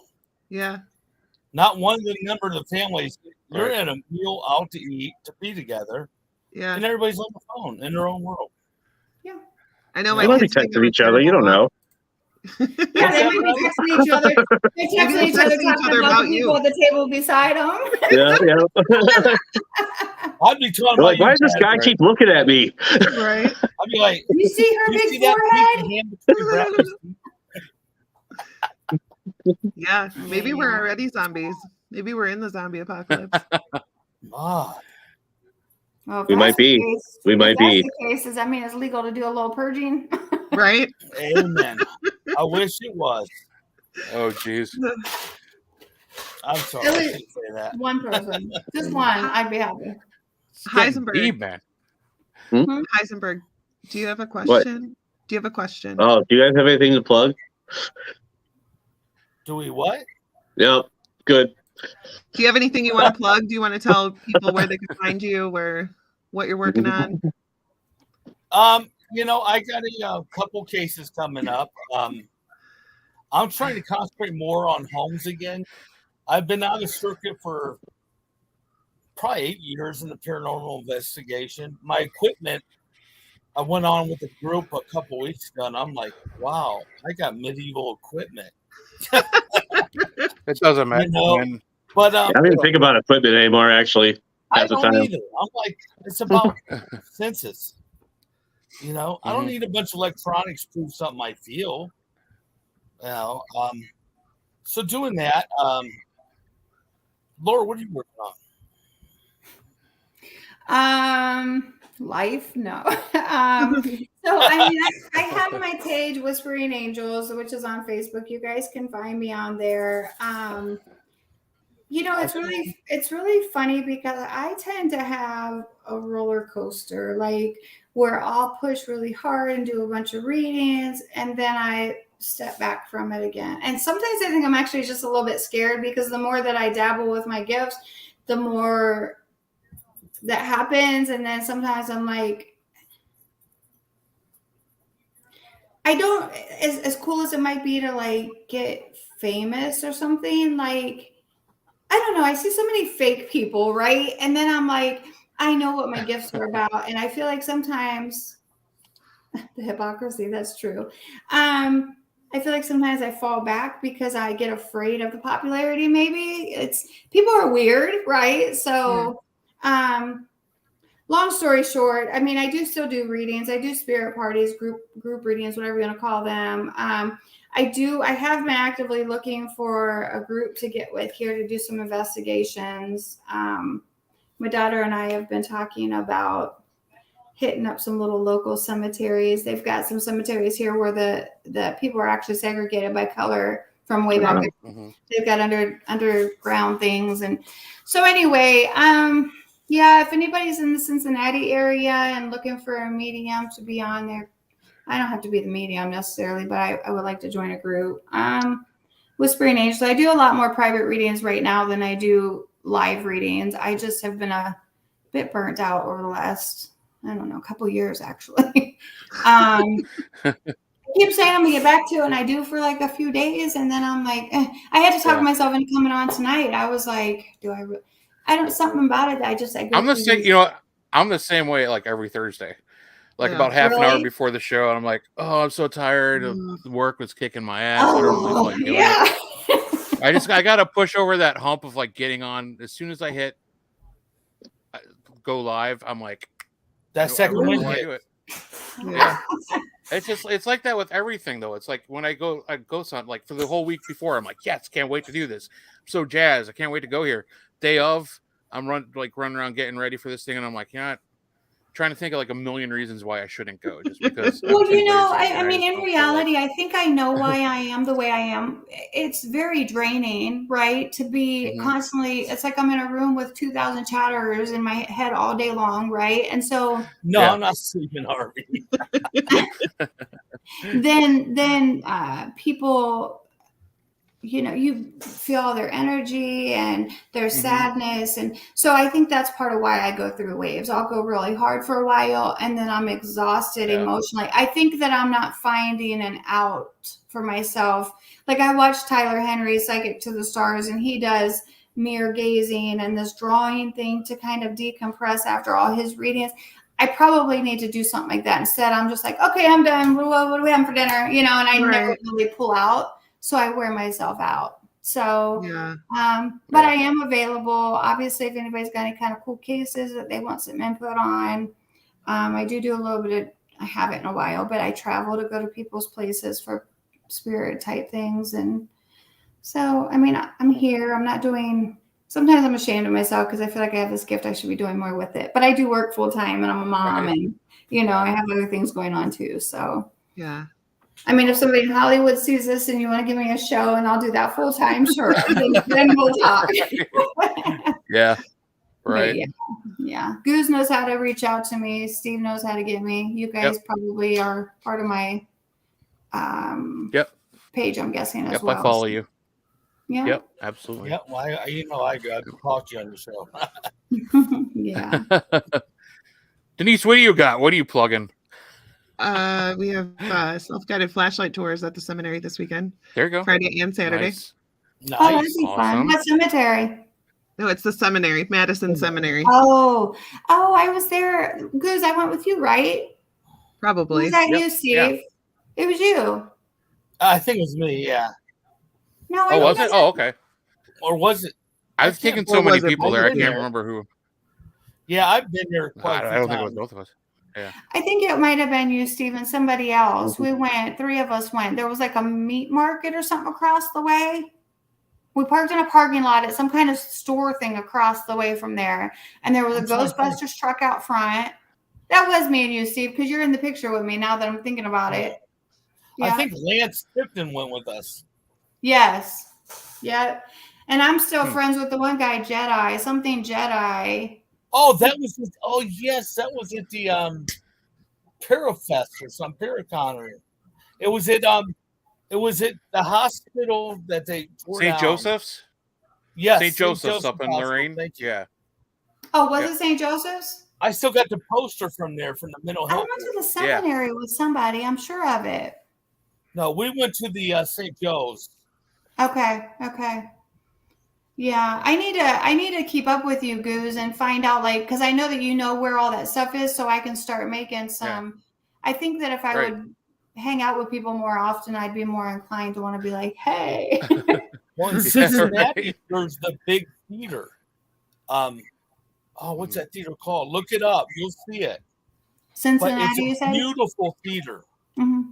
It's huge. It's where operas and stuff like that. It's very haunted, they say. It's one of the top haunted spaces in America. So maybe you guys should all make a trip to Cincy and we do a big investigation or something. That would be cool. Down there 3 times last 2 weeks. That'd be cool. Yeah, for sure. I've been down there 3 times in the last 2 weeks. Yeah. Well, I mean, I might need a little bit of notice, but I mean, we could definitely plan something cool. We'll be there tomorrow. Yeah. I'll be there tomorrow at 6 p.m.